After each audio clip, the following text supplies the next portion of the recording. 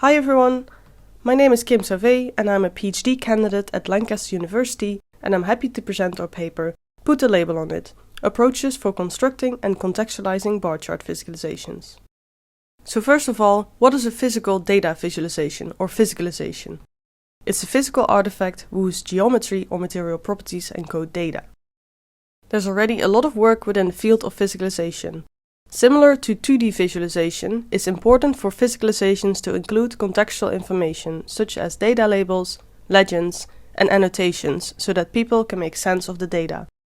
But looking at the use of data labels in existing work, we observed that this is done in a variety of ways, and there's no explicit guidelines about how and where contextual information should exist in physical space. If we look at some examples, there's a group of physicalizations that use no labeling at all, such as data sculptures or ambient systems. There are examples of interactive systems that present textual information in a single direction, or that use multiple displays to represent different data. A reading direction can be aligned, for example, according to table sites.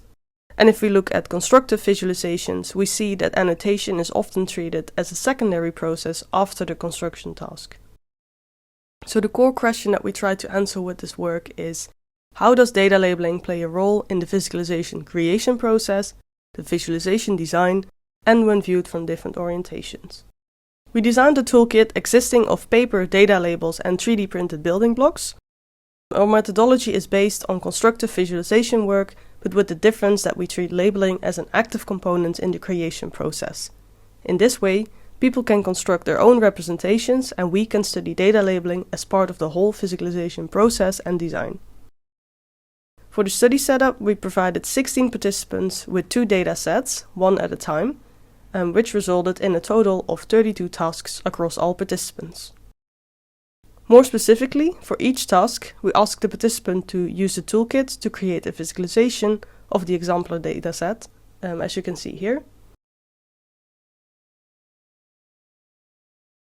And when finished, they were asked to view their design from different orientations, and if they wanted, they could make changes to their data labeling. So what did we find? So our findings are actually threefold, and I will highlight key findings per research objective. So I will tell a bit about what we found for the creation process, the visualization design, and then the influence of different orientations. Regarding the physicalization creation process, here you can see an overview of all timelines per task and per participant. The 3 different colors indicate the different type of activities that we observed, so either data, block, or label activities. And as you can see, the timelines show that it's an intertwined process of block and label activities, and it's unique per participant. And this means that labeling happens throughout the creation process rather than at the end. Looking at the final visualization designs created by the participants, we generally observed 5 different archetypes of physicalizations. So we saw the grid type of equally distant blocks across the canvas. We saw a line of blocks, multiple graphs systematically organized in clusters, or randomly organized in a collection of graphs, and lastly we observed blocks that were clumped together in a compact visualization. And across all archetypes we observed that the final visualization design is an integration of data labels and physical constructs. So looking more precisely at how the different label types were placed on the canvas, we had 4 different types: title, sequence, category, and value labels. And some general observations were that participants placed title labels in a central location on the canvas, as you can see here. Similarly, sequence labels were placed on the canvas, but then alongside one of the sides of the physicalization. In this case, we can see them on the left. In contrast, category labels were placed on the canvas alongside the physicalization, as illustrated here in the bottom. But we also saw them as key, separate from the physicalizations to encode the color mapping, as you can see here in the bottom right.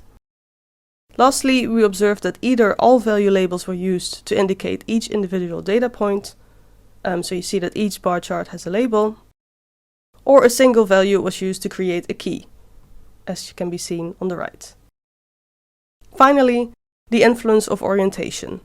To illustrate the potential issues of orientation, I will use the most common physicalization design as an example. Let's say if we rotate the physicalization 19 degrees. There's a couple of challenges that appear. So the reading direction is not displayed in the default orientation anymore, but sideways, which makes it more difficult to read. Occlusion occurs when labels are hidden behind the blocks. For example, we cannot see the year labels anymore. They are hiding. The proximity and organization changes. For example, labels become more distant from the viewer, which affects the salience of information. And the ordering and direction gets distorted. For example, when the sequent labels lose their chronological order. So we see here that the seasons might be in a different order than the viewer would expect. We observed that participants had the following 3 main coping strategies to mitigate these challenges. So first of all, we saw rotation. So you see here that all the value labels are rotated to set the reading direction back to the default position. We saw relocation happening.